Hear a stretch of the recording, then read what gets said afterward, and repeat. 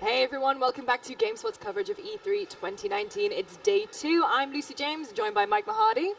And here to talk about the Dark Pictures Man of Medan, we have game director Tom Heaton and one of the stars, Shawn Ashmore. Guys, welcome. Thank you. Hi. So how has this E3 been for you? Yeah, it's been awesome, incredible. You know, it's always a massive event. It's full of people. It's full of buzz. So, I mean, we haven't had much chance to check out the show floor, to be honest. We've been really busy, but it's just been awesome. Yeah, it's my first time here, so I've thoroughly enjoyed it. And I have to say, this is actually one of my favorite stages. Love the artwork. Yeah. The artwork is fantastic. It's cool. Andrew Ray. He's not here, but Good work. So what are you bringing to this show? So I played Man of Medan back at Gamescom last year, a brief demo. What are you bringing this year to E3? Okay, so we have another demo that we're showing. Man of Medan is the first of the Dark Pictures Anthology. It's a series of standalone games, horror games from Supermassive Games. So we're excited to show it. The demo we're showing features Shawn playing Conrad. It's a very exciting little section of the game. It's a very branching narrative. You know, all our games have these huge branching narratives, and this little section, it really shows that off. There's lots of outcomes that come out of what the player chooses to do in this. People living or dying, or whole scenes that will play out or not. the Anthology format works well with horror, right? You can see it in like the VHS short. It's like a collection of short stories. Is that like, did you pull inspiration from that when you were approaching this? Like, why go with the Anthology format rather than just what you did with Until Sure. Dawn? So one of the reasons was, once we finished up Until Dawn, we kind of sat down and tried to work out what we wanted to do next. And we're big horror fans in the studio, horror movies, horror games. You know, we love all that, and we all sit down and talk about them and analyze them and things. So one of the things about horror is that it's not just one thing. It splits into loads and loads of subgenres. And we were listing out all the subgenres of horror and which we were interested in doing. And there was something like 39 or 40 different subgenres. And from that, we kind of got the idea of not just working on one thing, but working on an anthology that would allow us to explore those subgenres, you know, one by one, take them, learn them, understand them, and kind of get the tropes from those, use the tropes in a game and subvert them. So how did you come to decide on Man of Medan for the first outing? We wanted something that was really striking, that was really exciting.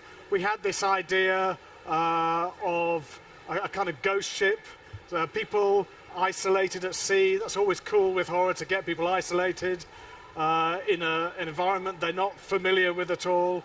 So that worked well for us. There were obviously film inspirations like Ghost Ship and Triangle. We watched those movies and kind of, again, understood how they worked.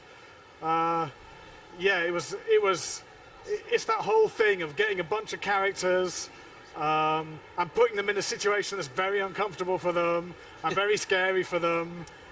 We've always had this thing that all our characters can live and all of them can die. So as you're playing the game and making choices and things, you never know what the repercussions of what you're doing are. And Shawn, how did you I was going come to say, on board? did you know like how easy it is to die off in a Supermassive game? Yeah, well, I played Until Dawn. You know, we were talking earlier about Quantum Break, and when I was doing that, I was paying attention to Supermassive and Until Dawn because they were making games with sort of recognizable actors that were performance-driven and narrative-driven, which I was obviously very interested in as an actor. So coming into Man of Medan, I was very aware of how easy potentially it is to die, how gruesome and graphic it can be sometimes. But yeah, for me it was exciting because, you know, one of the major things I think for actors coming into games right now that's exciting is that the technology is at a place where the performance you do on the day can be captured and then delivered to the player, you know, which is exciting. The nuances, the detail that you want to try to bring to it. So that's an exciting thing. And also I love bold storytelling in games. Like that's something that I want to do as a player, as an audience member.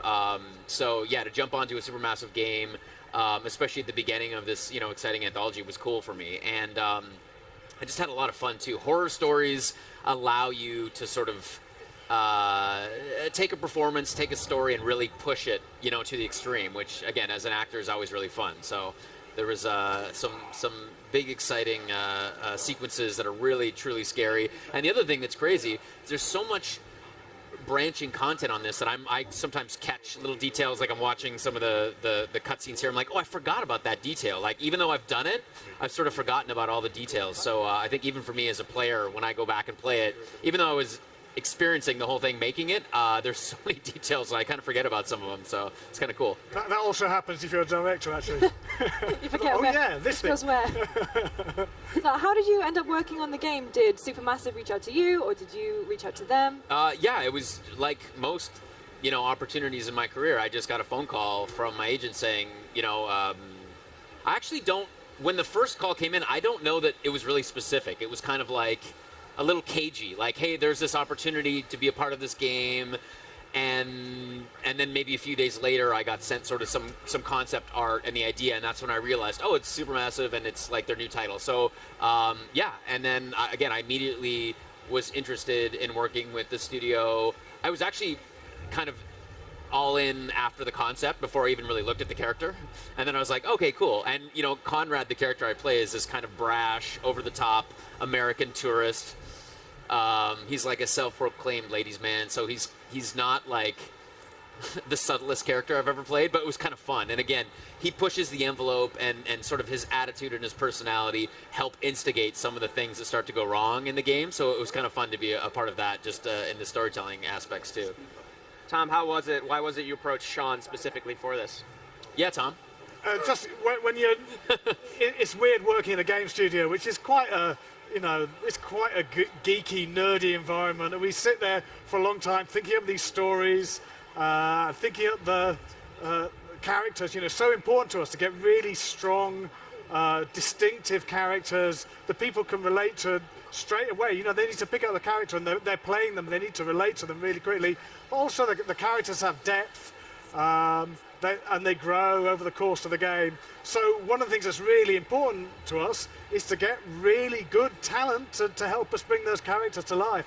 And someone like Shawn, I don't know who Paul is. Someone like Shawn. Who's this Paul guy? I don't know. That's who they wanted first. You were. Yeah, I know. Yeah. Paul passed, and then Shawn said yes. Someone like Shawn comes along and really brings the character Conrad to life. It's awesome for us. It's really exciting for us to, as you say, the data capture now is really accurate. We really do get every nuance.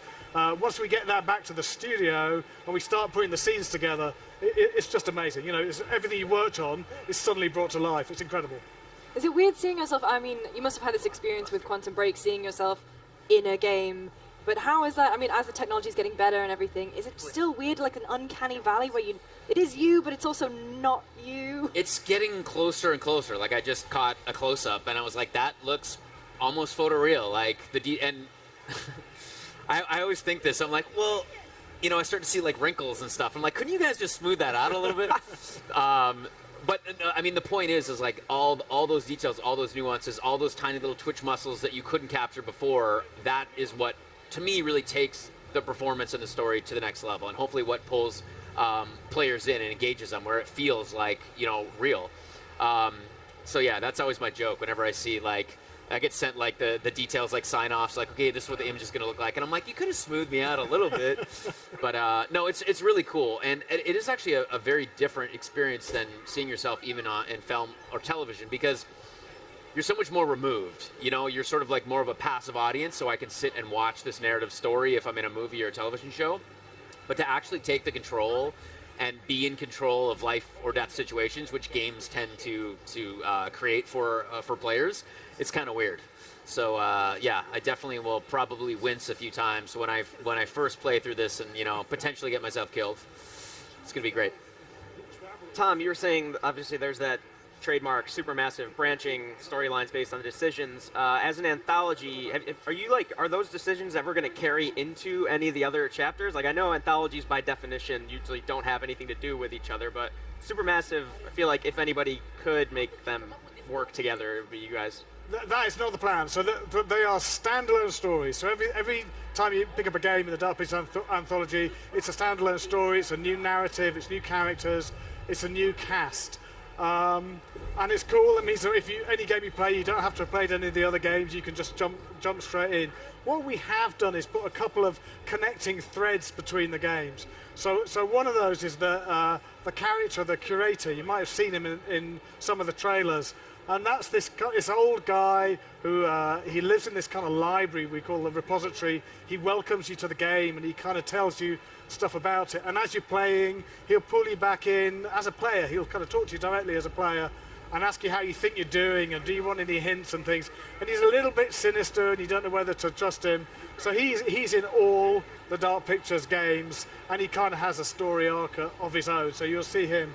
And the other thing is we have these little connecting links between the games. They're subtle, they're little Easter eggs. They're for people to look out for. Maybe they'll give hints about games to come or they'll refer back to earlier games in the series. Plenty Easter eggs so Reddit will go mad. And Yeah, that's the idea. That's the idea, that we get people looking, they're kind of super fans, and they'll try and piece everything together. What learnings did you bring over from working on Until Dawn, especially when it comes to the narrative, which was like incredibly ambitious and paid off because you had all of these characters, you know, even though some of them were kind of jerks, you did care about them by the end, and if one of them died, you did genuinely feel bad. What did you take from that game that you're bringing into Man of Medan? I mean, so much stuff. So it was as a studio, it was a huge learning experience for us. We built up so much experience in the team, and a lot of the team that worked on Until Dawn and working on the Dark Pictures series, you know, we learned about cinematic presentation and great lighting and the importance of audio and stuff like that. In terms of narrative, yeah, it was all about that very strong narrative, those very well drawn characters. One of the big things for us, once Until Dawn launched, was the number of people streaming it. We didn't anticipate that. We'd been deep in development, and suddenly this whole streaming world was there, and people were playing the game, and other people watching it and commenting on it, and that was so cool for us. It was not something we anticipated at all, and it was something we were really enthusiastic about. It really helped us help people understand what the game was and get people enthusiastic about the game. So that was really cool. And the other thing was that people played it in a group. We kind of didn't anticipate that, but it was a big thing of people getting 4 or 5 people in a room, getting some beers in or whatever, and playing the game together. Everyone picking a character, trying to keep that character alive. I mean, that was great to see that. And we really tried to, you know, we hope people do that with Man of Medan, and we kind of put things to help enable that and made that a really fun experience. Yeah, I don't know what kind of choices were made, but Conrad looks in rough shape in the storyline. Yeah, it happens.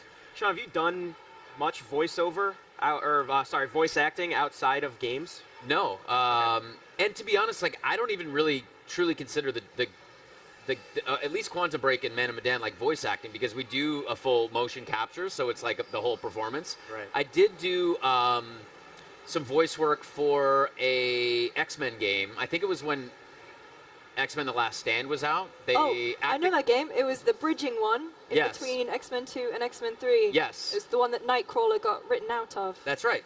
Because he wasn't in X-Men 3. Yeah. So I did some voice work for that game, and I've done a few sort of cartoons, but not a lot, to be honest. I'd love to do it. I think it's really fun. I like, again, the difference between being on set with a camera and lighting and all that, where it's like very restrictive, like you rehearse the scene and this is what it's got to be.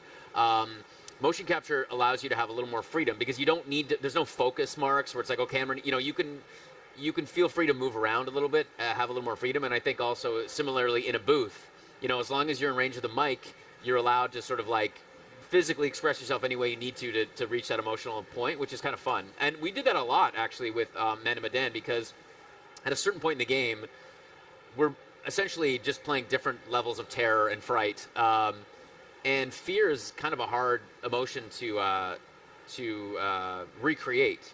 It's such a physical emotion, it's like your heart's pounding, you're sweating. It's like a very visceral emotion. So we would move around a lot, and it's kind of like a cheating technique. We could like kind of run in place or move around and get pumped up for these scenes where like really scary things are happening in the game. So that was actually kind of freeing and kind of fun from a performance perspective.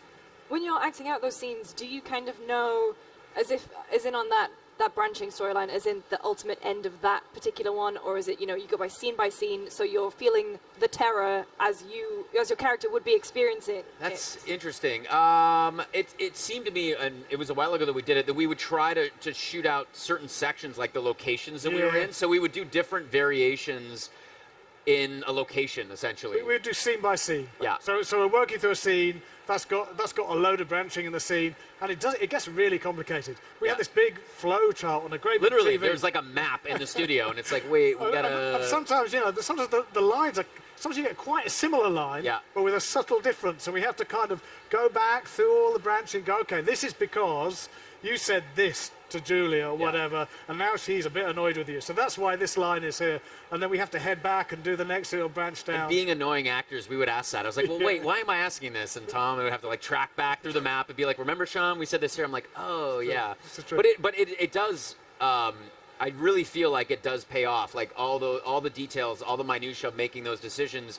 Again, for a player, you that's what you're playing, so that's the story you're going to see. But when you go back, if you go back and play through and make different decisions, I think it'll be exciting to feel that different narrative, that different moment. It's like, oh, well, when I saw this last time, it went this way, and oh, wow, it's very similar, but there's these slight differences, and I think that's kind of exciting and will be a good reason for people to go back and re-experience this. It's really important for us that players understand that every single decision matters. Everything they do, there are no fake decisions. Everything matters. Sometimes it's really subtle things like how people respond to you. Sometimes it's life and death stuff, or it'll open up a whole new narrative branch. So those subtle differences, they really pay off.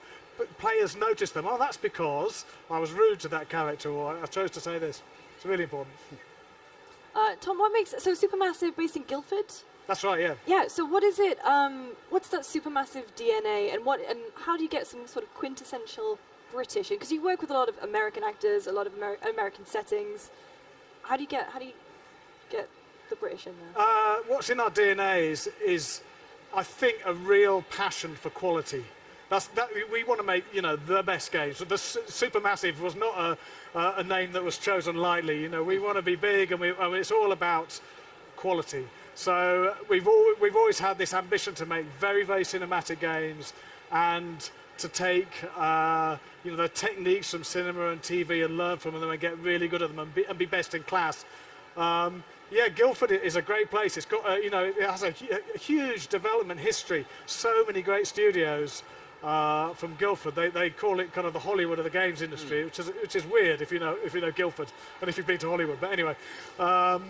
It means that we have a load of talented people. There's a bunch of talented people working. We can access that talent, and it's about just building a great studio. Yeah.